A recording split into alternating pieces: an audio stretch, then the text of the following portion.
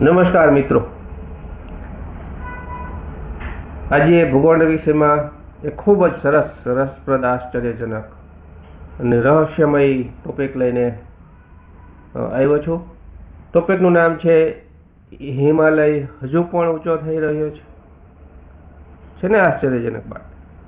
તો ભૂગોળનું રસપ્રદ રહસ્ય જાણો. હિમાલય હજુ પણ ઊંચો થઈ રહ્યો છે? આવો પ્રશ્ન આપણા મગજમાં વારંવાર આવતો હોય છે અને એનું સત્ય જાણવા માટે આજે હું તમને એક સરસ માહિતી આપીશ અને એનું સમાધાન થશે. દુનિયાની સૌથી ઊંચી પર્વતમાળાઓમાંનો એક હિમાલય, શું તે આજે પણ ઊંચો થઈ રહ્યો છે? મિત્રો, હિમાલય આપણને ઘણા બધા સ્વરૂપે જોવા મળે છે. તો એની આ રસપ્રદ વાત, એનું રહસ્ય આજે આપણે જાણશું. તો આપણે હિમાલયને લાખો વર્ષો જૂનો પર્વત માનીએ છીએ, પરંતુ તેની રચના છે, એની પ્રક્રિયા આજે પણ સંપૂર્ણપણે બંધ થઈ નથી. તો ચાલો જાણીએ આ પાછળનું ભૂગોળીય રહસ્ય. તો હિમાલય કેવી રીતે બન્યો? આવો પ્રશ્ન આપણને થાય, કારણ કે કોઈ પણ પર્વતની રચના છે એની પાછળ ઘણા બધા ભૌગોલિક કારણો હોય છે, કેટલાક વૈજ્ઞાનિક કારણો હોય છે. તો અહીંયા હિમાલય કેવી રીતે બન્યો? તો ભારતીય પ્લેટની યુરેશિયન પ્લેટ સાથે અથડામણ. એટલે એક બાજુ ભારતીય પ્લેટ હતી અને એક બાજુ યુરેશિયન પ્લેટ હતી. તો લગભગ 5 કરોડ વર્ષ પહેલા ભારતીય પ્લેટ છે એ ઉત્તર તરફ આગળ વધી ને યુરેશિયન પ્લેટ સાથે અથડાઈ, ભટકાઈ. આ કોઈ એક દિવસની ઘટના નથી, ઘણા લાંબા સમયથી ચાલતી આ પ્રક્રિયા છે. તો શું થયું?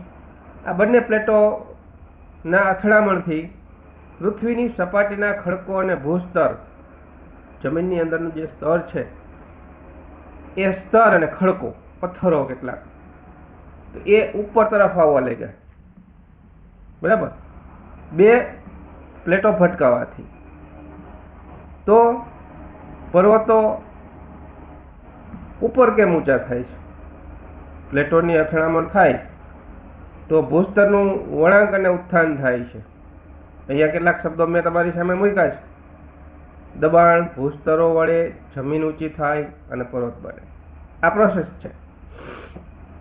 તો બે પ્લેટો, કઈ પ્લેટો? ભારતીય પ્લેટ અને યુરેશિયન પ્લેટ. આ બંને છે એક બાજુ આવતા આવતા આવતા આવતા બંને ભટકાય છે, અથડાય છે અને નીચે તરફ ધકેલાય છે. નીચે ભૂસ્તર અને કેટલાક ખડકો ઉપર દબાણ આવે છે. દબાણ આવતા આ પ્લેટ છે એ વળે છે એટલે જમીન ઊંચી થાય છે. બરાબર? તો જમીન ઊંચી થાય એટલે આપણે સ્વાભાવિક છે કે ત્યાં નો ભાગ છે એ ઊંચો થઈ જાય અને એમાંથી આ પર્વતની રચના બને છે. તો આ રીતે પર્વતો ઊંચા થાય છે. એટલે સરળ ઉદાહરણ તરીકે આપણી સામે ખૂબ જ સરળ ઉદાહરણ મૂક્યું છે કે ટેબલ ઉપર એક કપડું છે, પાથરવાનું છે, રાખવાનું છે અને બંને બાજુથી ધક્કો મારવાનો છે. બરાબર? અને એ ધકેલો તો વચ્ચેથી કપડું ઉપર તરફ ઊંચું થાય. કંઈક આવી જ રીતે ભૂસ્તરીઓમાં એ વળાંક સર્જાયો હશે. તો એને એ વળાંકને આપણે અહીંયા ઉપરનો ભાગ જે છે એ ઉપરના ભાગને આપણે પહાડ તરીકે ઓળખશું. તો શું હિમાલય આજે પણ ઊંચો થાય છે? આવો પ્રશ્ન થાય, સ્વાભાવિક છે. તો એનો જવાબ છે હા, પ્રક્રિયા હજુ પણ ચાલુ છે. આપણને એમ થાય કે હિમાલય છે એ વધતો નથી અને ઘટતો પણ નથી, પણ એવું નથી. અહીંયા આજે પણ હિમાલય ઊંચો થઈ રહ્યો છે. એની પ્રક્રિયા હજી પણ ચાલુ છે. તો ભારતીય પ્લેટ આજે ઉત્તર તરફ યુરેશિયન પ્લેટ તરફ આગળ વધી રહી છે અને તેથી હિમાલય વિસ્તારમાં ભૂગર્ભીય હલનચલન અને ઉત્થાન એટલે ઉપર તરફ જવું, ઉત્થાનની પ્રક્રિયા ચાલુ રહે છે. અહીંયા ફોટાની અંદર, ચિત્રની અંદર ખૂબ સરસ રીતે સમજાવવામાં આવ્યું છે કે બંને પ્લેટો કેવી રીતે અથડાય છે અને એમાંથી નીચેની તરફનું દબાણ છે એ ઉપર તરફ કેમ આવે છે અને એમાંથી પર્વતની રચના થાય છે.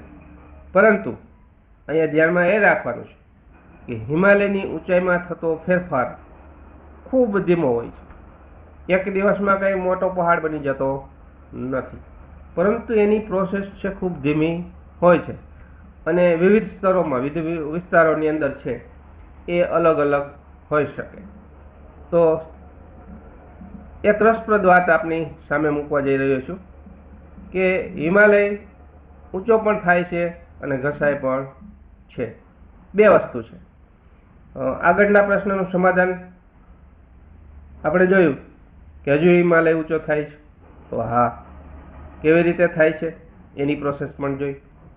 તો અહીંયા એક રસપ્રદ વાત આપની સામે મૂકી દઉં કે આ પર્વતો છે એટલે કે હિમાલય છે એ ઊંચો પણ થાય છે અને ઘસાય પણ છે.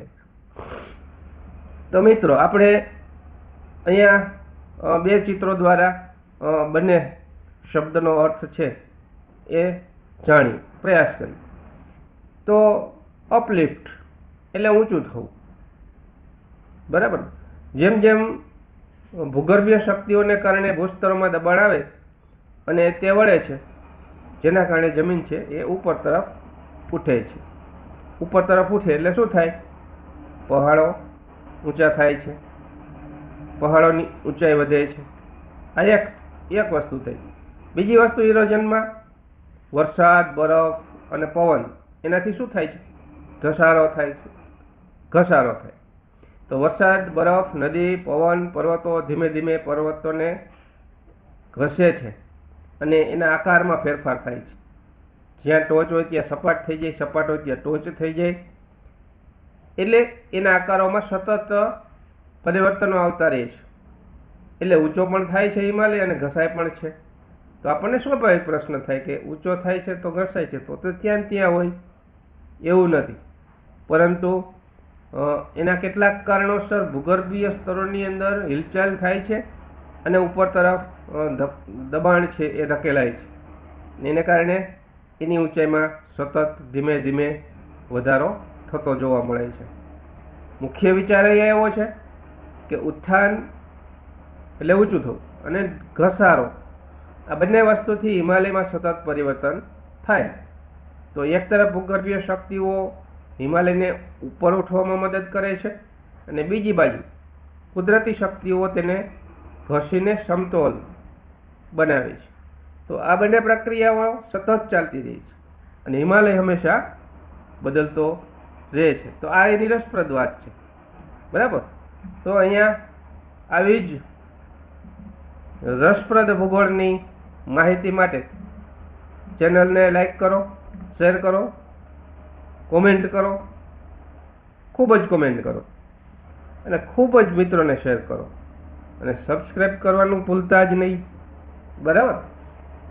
તો જ જ્ઞાન વધશે, વિચાર વધશે અને ભવિષ્ય ઉજ્જવળ થશે. આવા જ નવા જ રસપ્રદ વિડીયો લઈને હું ફરી આવીશ. ધન્યવાદ.